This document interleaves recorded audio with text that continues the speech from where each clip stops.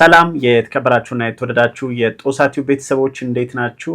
እኔ ሰላም ነኝ አልহামዱሊላህ። እንግዲህ ዛሬ ለየት ባለ አንድ ቪዲዮ ወደ እናንተ መጥቻለሁ።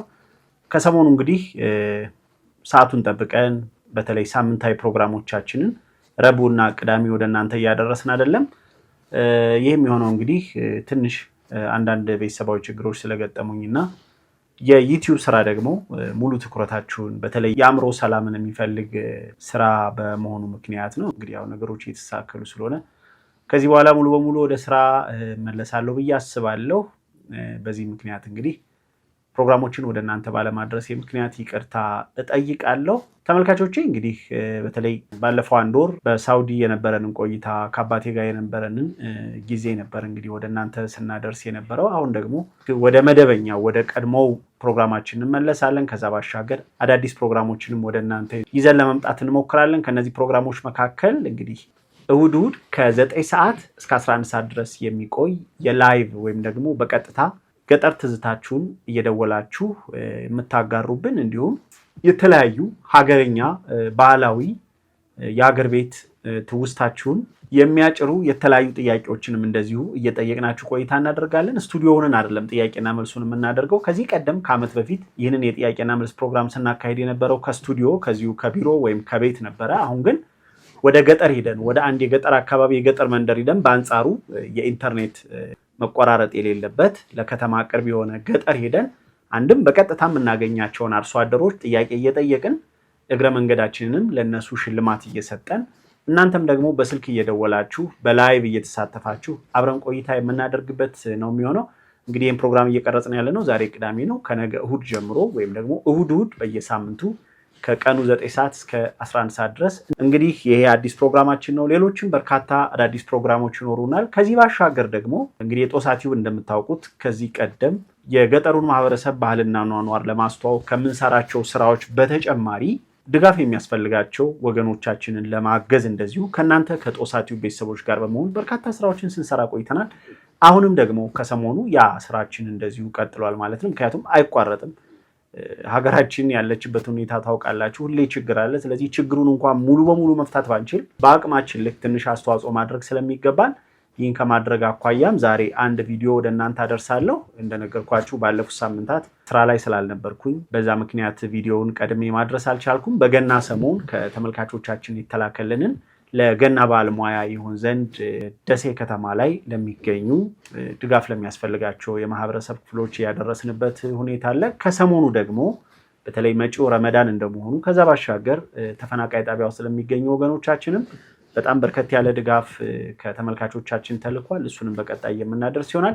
እንግዲህ እንደምታውቁት በጦሳቲው ከየትኛውም ዓለም ሆናችሁ ወገኖቻችሁን ለማገዝ የትኛውንም ድጋፍ ስትልኩ እኛ ለማድረስ ምንም አይነት የምንጠይቀው ነገር የለም። እናንተ መልካም ልብ ኖሯችሁ እጃችሁን ከዘረጋችሁ እናንተ የላካችሁትን አደራ ያለምንም ነገር ያለምንም መሸራረፍ ለምንም አይነት ነገር ወጪ ሳይቀነስለት በቀጥታ የላካችሁትን ሙሉ በሙሉ ለሚመለከታችሁ የማህበረሰብ ክፍሎች ስናደርስ ቆይተናል። በቀጣይም ይህን ስራችንን የምንቀጥል ይሆናል ማለት ነው። ምክንያቱም እናንተ በዚህ ልክ መልካም ሆናችሁ ወገኖቻችሁን ለማገዝ ፈቃደኛ እስከሆናችሁ ድረስ እኛ ደግሞ ካለችን ጊዜና ያለንን አቅም በመጠቀም ከሳምንቱ 7 ቀናት ውስጥ አንዱን ቀን ለዚህ ተግባር ብናውል የሚከብደን አይደለም። በእርግጥ የሚመጣው ድጋፍ በሳምንት አንድ ቀንም ያን ያህል ቢዚ የሚያደርገን አይደለም። ግን በዛ ደረጃ እንኳን እናንተ ተመልካቾች ማገዝ መደገፍ ፈልጋችሁ ብትልኩ ለተቸገሩ ወገኖቻችን እንግዲህ በሳምንት አንድ ቀን ለበጎ አድራጎት ስራ እናውላለን ማለት ነው። ስለዚህ ይህን ከግምት እንድታስገቡ ነው። ከዛ ባሻገር ደግሞ ከሰሞኑ ከጦሳቲው አዲስ ነገር አለ። በእርግጠኝነት እናንተ ተመልካቾቼ እንደምትደሰቱበት ተስፋ አድርጋለሁ።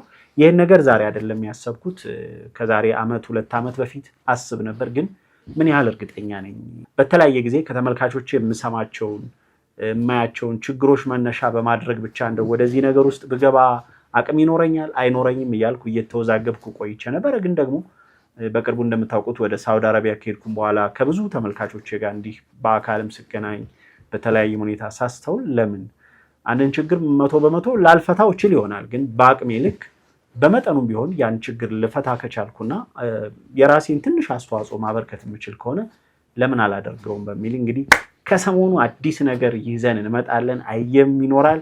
እዚህ ስቱዲዮአችን ውስጥ እንግዲህ የጦሳቲው ስቱዲዮ ውስጥ ሆነን እናበስራችኋለን ማለት ነው ደስታችን። ስለዚህ በእርግጠኝነት ደስ እንደምትሰኙ ተስፋ አደርጋለሁ። ስለዚህ በበጎ አድራጎት ስራ ወገኖቻችንን በማገዝ የምታውቁትን ታማኝነትና ግልጸኝነት በሌላ ደግሞ አንድም ብዙዎቻችሁ የምትፈልጉትን በተለይ ከእምነት አንፃር የምትፈልጉት አንድ ነገር አለ። እሱን በማሟላት በኩል እናንተን በማገዝ በኩል መረጃ በመስጠት በኩል የእናንተን አደራ በመወጣት በኩል እናንተን ያግዛል ብለን ያሰብነው እግረ መንገድ ደግሞ የበጎ አድራጎት ስራ የበጎ አድራጎት ነው። ያው ከሰው እናገኘዋለን ወይም የሆነ ጥቅም እናገኝበታለን ብለን ሳይሆን ለህሊናችን የምንሰራው ስራ ነው። ይሄኛው ግን እናንተን በቻልነው መጠን እናግዛለን። እናንተን በማገዛችን ደግሞ ለሰጠነው አገልግሎት በጣም ትንሽ ወይም ጥቂት የሚባል መጠነኛ ክፍያ የምትከፍሉበትን አዲስ አሰራር ፈጥረናል። ስለዚህ ሌላ ጦሳቲዩብ እንዳለ ሆኖ ከጦሳቲዩብ ጋር አጋር ሆኖ ጎን ለጎን የምንሰራው ሌላ አንድ ተጨማሪ ስራ ፈጥረናል። በውስጣችንንም እንግዲህ ምናልባት ተጨማሪ የጦሳቲዩብ ስታፍ እስካሁን ያሉት እንዳሉ ሆነው 2 ምናልባት ቢበዛ 3 ሰራተኞችንም እንደዚሁ ምንጨምር ይሆናል ማለት ነው አሁን ለምነግራችሁ ለአዲሱ ስራችን። ስለዚህ ያ ስራ ብዙዎቻችሁ በእርግጠኝነት ብዙ ጠይቃችኋል። ለምን እንደዚህ አታደርግም? ለምን እንደዚህ አትሰራም? እንደዚህ ተደርገናል፣ እንደዚህ ሆነናል። ሁሌ በደል ሮሮ ይመጣል። ከበደሉና ከሮሯችሁ በተጨማሪ ደግሞ ለምን እናንተ እንደዚህ አታደርጉትም? ለምን አንተ እንደዚህ አታደርግም?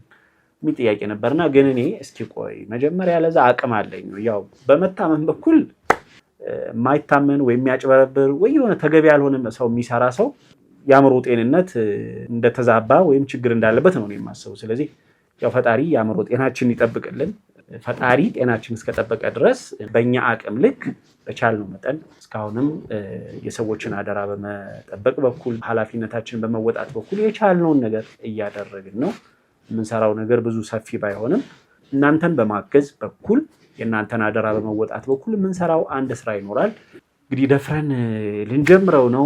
አዳዲስ አደረጃጀቶችን ፈጥረናል። በዛ መሰረት እንግዲህ እናስተዋውቃችኋለን። እናንተም እንደማታሳፍሩን በደንብ ተዘጋጅታችሁ እንደምትጠብቁን ተስፋ አደርጋለሁ። ተመልካቾቼ ለዋናው ዜና እንድትዘጋጁ እንደው እንደ ቅምሻ መረጃ ለመስጠት ያክል ብቻ ነው። ሰው በቀጥታ አሁን ግን አንድ እህታችን ከአሜሪካን ሀገር የላከችልን አደራ ወደ ቧንቧ ክፍለ ከተማ ጎራ ብለን የምናደርስ ነው የሚሆነው። እንደነገርኳችሁ ከገና በዓል 1-2 ቀን ቀደም ብለን ያን ያደረስ ነው ለገና በዓል እንዲሆናቸው በሚል በትክክል ማድረሳችንን የሚያሳይ መረጃ ያው ማቅረብ ስላለብን ለሌሎቻችሁም ደግሞ ወገኖቻችሁ እንድታግዙ ምናልባት ማገዝ የምትፈልጉም ካላችሁ በምን አግባብ ነው ድጋፉን የምናደርሰው እና ያው መደበኛ አሰራራችንም ግልጸኝነት የተሞላበት ስለሆነ አሁንም በዛው መንገድ ለመቀጠል ይቻል ዘንድ ቪዲዮውን በቀጥታ ወደ እናንተ እናደርሳለን።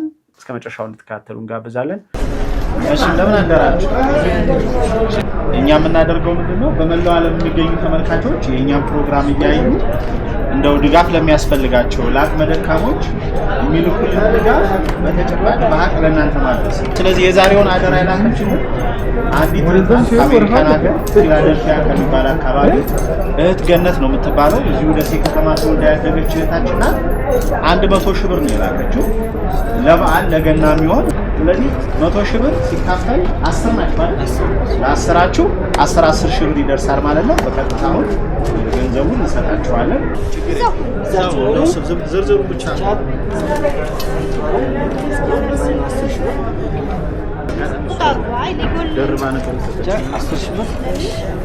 ይህንን በዓል ምክንያት አድርጋ ለአካል ጉዳተኞች ለአረጋውያኖች በጣም በችግሩ ስላሉ በዓላቸውን እንዲያከብሩ በሚል ለእያንዳንዳቸው 10 ሺህ ብር 100 ሺህ ብር ነው ድጋፍ ያደረገችው።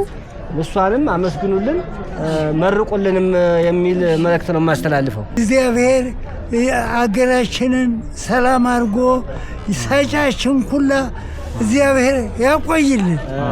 በጣም እናመሰግናለን። ከፍ ትበል ሀገራችን ላይ ያለውን ዝቅተኛ ነዋሪ ተመልክታ አስባ ስላላከችልን እግዚአብሔር ከፍ ያድርጋት፣ ከዚህ በላይም የምታረግ ያድርጋት።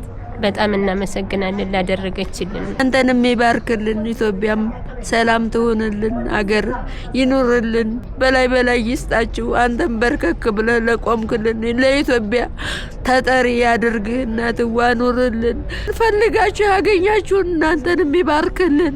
ኢትዮጵያ ሰላም ትሆንልን፣ በአገር ሰላም ሆኖ እናንተን ያቁምልን። ፈልጋችሁ አገኙን፣ ክፉ አይንካችሁ እናትዋ።